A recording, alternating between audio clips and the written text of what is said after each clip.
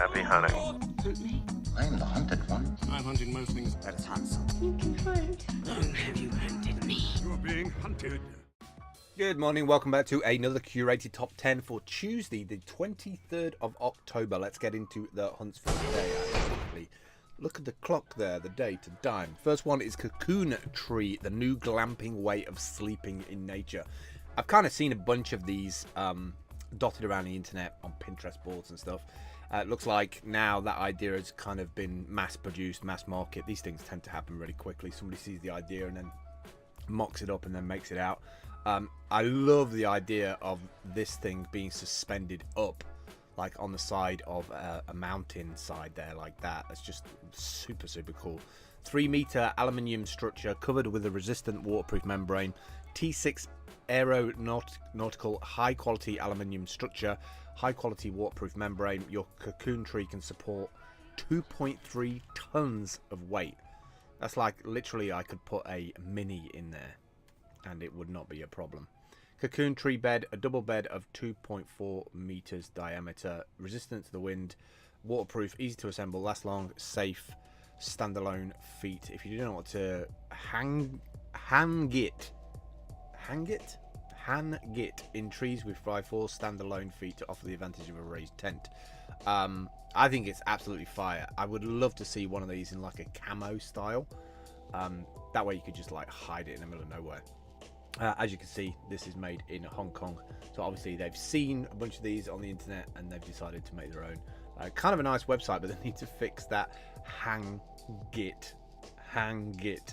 I think I might message them actually and fix that for them. Next up is the Lighthouse Office. Dale posted this one out. I thought it was really kind of cool. It's a I think I've got the graphic. Yeah, it's this little like outbuilding on the back of where I presume their studios or their offices. It's a micro building designed and built like a piece of furniture. Typical details and assemblies were discarded in favor of new methods of construction from the ground up. The result is a project designed to test our craft in materials and perception of space. That looks like a cell tower on the back of there. Like they must get amazing like 4G reception there. Lighthouse is an office for our business, a showcase of our craft, and an example of huge potential when rethinking the way we design and build. I really dig anything to do with like small houses, like creative spaces, anywhere where you can physically move from a location into another location to work, or you have like the perfect environment to step into. People have got the resources to do it now. Like the way to assemble things now is getting a lot easier. I love the isometric design of this as well, with that light viewport on the top there so you can see up into the stars, and then a massive big light coming out the side. I don't think I downloaded it anymore. Oh, I did. Look at that.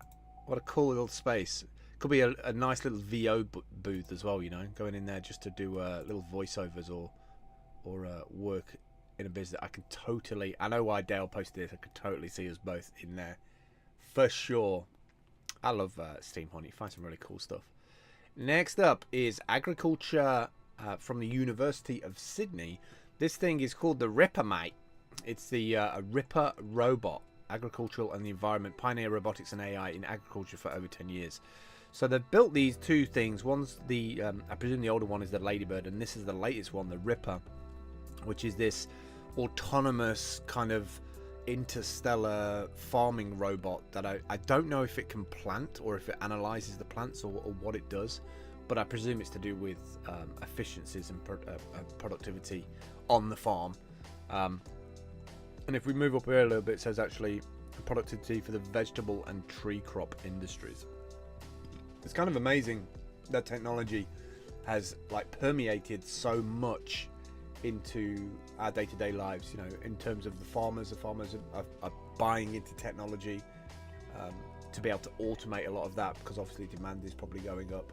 But also newer technologies make it easier, we hope, to do these things, you know. Super dApps is next up. Global Directory of Blockchain Decentralized Applications, dApps. We are a team of blockchain enthusiasts with the goal of managing the premier global directory. 188 live dApps, 12 active protocols, 12,000 daily active dApp users. I really dig the site. It's funny how we always end up with like a cartoon character. Peepeth I've used before. Really like Peepeth. This is kind of nice actually. It's kind of nice. I wonder where I wonder if Steam is listed here as a DApp, or if Steam Hunt is listed here as a DApp. Mainly, a lot of these are collectibles and games. I cannot wait to see Steam Monsters somewhere in the top of this list, if not at the very top of this list. World's smallest iris authentication technology is next up with the Irisis. Completed development of FIDO-based U2F UAF solutions and hardware lightweight algorithm for smooth operation in small embedded platforms. So, as far as I can work out, this is like a little smart USB device which you can, I presume, link into your machine, and then it scans your retina to allow you to get into the machine. Pretty high-tech, like Mission Impossible stuff. I never thought we would see anything like consumer level for that, but obviously the technology is getting cheaper to be able to deploy it. Imagine having that. I mean, we've got Face ID on phones, so I can imagine it will be in all our devices at some point, and even be our like passport. DNA in our irises will be our passport in and out of countries too, I guess, at some point. Onset is up next. Empower your audience. Keep your teams and stakeholders in the loop on the latest features and product updates. This is one thing that I will say that kind of frustrates me about GitHub in a way, is that it's not necessarily super easy for the new user to understand and keep up with open source software. Maybe that's because it's not packaged in a certain way, or the way that GitHub looks. I really dig this. Onset has got this like status page thing as well. There's one thing that I wish Steam had for the longest time. I also think we should use something like this for every hard fork, so we can see the different versions coming out, what's been added, what's been changed very easily on a standalone site. So save time and schedule releases in advance, give autonomy to your users, manage insights and coordinate releases. These standalone projects are super awesome. This is actually completely free. Onset believes in open source as it benefits everyone, who drives cooperation and advancements of technology. Forever free for open source projects. So if you've got a GitHub open source project, I presume like Steam it is open source, so we could actually use Onset for tracking that. I wonder if we are already. If not, we should be. Wave is up next. We waive the fee, you drive for free. Nice snappy catch line. At least 2 ad supported hours of free driving, 100% electric and emission free, available in Los Angeles and selected regions. This is kind of cool. So book, use the app to locate a wave car near you. You reserve one, tap book wave car, drive, unlock the car with the app, drive safely, enjoy your 2 or more free hours. Ready to hop out. Depending on the charge level, leave it in a legal parking spot or drop it off at a charging station. Return, finish by tapping end ride and follow the in-app step-by-step exit checklist. Your ride is now complete. And then after the 2 hours, it's only $6 an hour.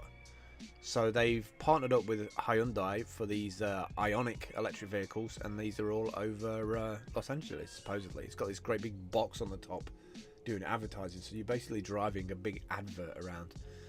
4 doors, seats 4, 70 miles per charge, and it has Bluetooth on it. I think that's such a cool thing. Like if you're landing in the area for the first time, or you're moving to LA and you need to get about, being able to like hire a car for like $6 an hour, no brainer. Completely no brainer. Although admittedly you're probably going to be sitting in traffic for about 4 hours if you want to get in the middle of the city. Next up, Steam Avatars. Steam Avatars adds flair to your live broadcast. It promotes viewer interaction and channel growth. How does it work? It's a stream overlay that integrates with Twitch, Mixer, or YouTube. Viewers can issue commands and earn loyalty points by hanging around and winning mini games. Like, I think this area is massively untapped, and I think there's a lot to be done here to traverse the brand advocates, influencer world, cryptocurrency, gaming, and I think it's going to happen fast. I think we're going to see a massive push on this in the next 3 months. Lifebook is up next. Everyone is a life planner. Forever life trace in Ethereum. So you need MetaMask for this. I don't have MetaMask installed on this browser, but it's a little plugin that you can get for Chrome, Firefox. I'm not sure if you can get it for Safari. And then you can load it up with a little bit of Ether, and then you use that as your ID, your identity, to be able to log into this effectively. So as far as I can see, you've got like past events, current events, future events, memoirs, ongoing goals. I think this is such a cool thing. You are number something life planner in 7.6 billion population. Very cool idea. Very similar to a bunch of legacy ideas that I had, and no wonder we're starting to see these things because of the immutable sense of a blockchain, that's definitely going to attract certain people in terms of like storing information, you know. Last one today, product from Pivot Bio. It's called the Proven, the first nitrogen producing microbe that is changing the way nitrogen is supplied to corn. So obviously we need to adapt to the environment. We've completely, well, I don't know if we've completely screwed it up. I think in the last 50 years it's been a collaborative effort in doing that, but obviously the soil is getting worse. The output is needed to be higher. We need to maintain the growing cycle, and obviously science has jumped in there with all our fertilizers, and obviously that's made the ground, the soil get worse and worse and worse over time. So now we're starting to look at different ways of how can we affect the health of something like corn, and so they're looking at microbes now. Are making a difference. Biomicrobes are making a difference. It saves them time and reduces the amount of synthetic nitrogen fertilizer they're using. It's good for the farmers and great for our environment. Is it good for us though? I'm not sure if I'm cool about having all these little microbes inside of me on my corn.